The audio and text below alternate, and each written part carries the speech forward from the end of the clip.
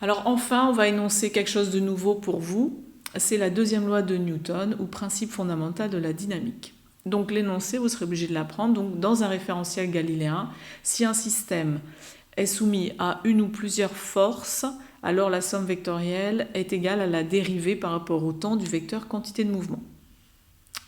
Donc si la masse est constante, eh bien effectivement c'est d de mv par rapport au temps. Si la masse est constante, bien je la mets devant. Donc ça me fait m dv sur dt, donc ça me fait m accélération. Donc voici la seconde loi de Newton, c'est-à-dire somme des forces extérieures est égale à m fois l'accélération de mon système. Je dois être dans un référentiel galiléen et il faut bien sûr que j'ai précisé mon système. Donc si la somme des forces extérieures n'est pas nulle, eh bien la vitesse du système varie, le mouvement n'est plus rectiligne et uniforme.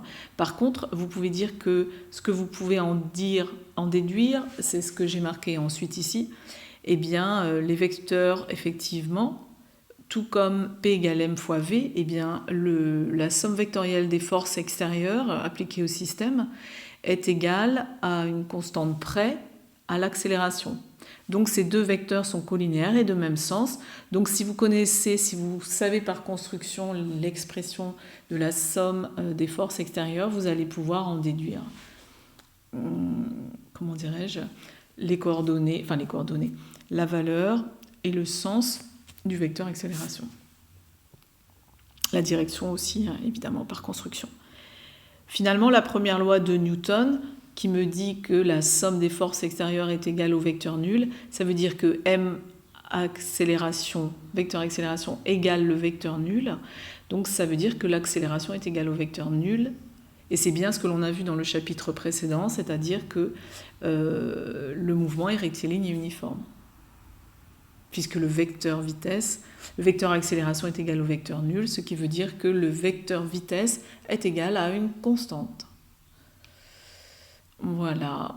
Ensuite, donc, j'avais oublié effectivement d'en parler au tout début, il y a la quatrième partie, c'est la troisième loi de Newton, ou principe des interactions.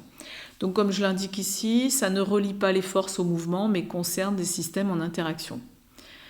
La troisième loi, ou principe, énonce que, donc ça vous aurez à l'apprendre, si un système A exerce une force F de A sur B, en vecteur bien sûr, sur un système B, alors le système B exerce une force F de B sur A sur le système A, de même intensité, de même valeur en fait, ayant la même direction, mais des sens opposés.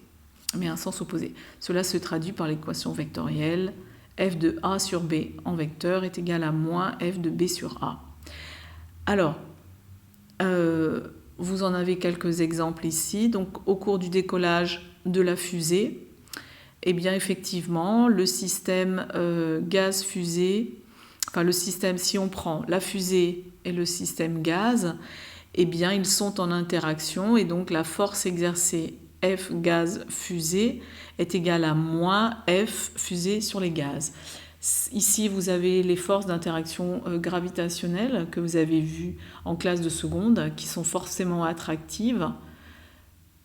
Et ensuite, les forces d'interaction électrique, qui peuvent être soit attractives, si les charges sont de signes opposés, un plus, un moins, ou un moins, un plus. Et là, si elles sont de même charge, eh bien des charges sont de même signe, eh bien alors les forces sont répulsives. C'est ce que vous avez vu.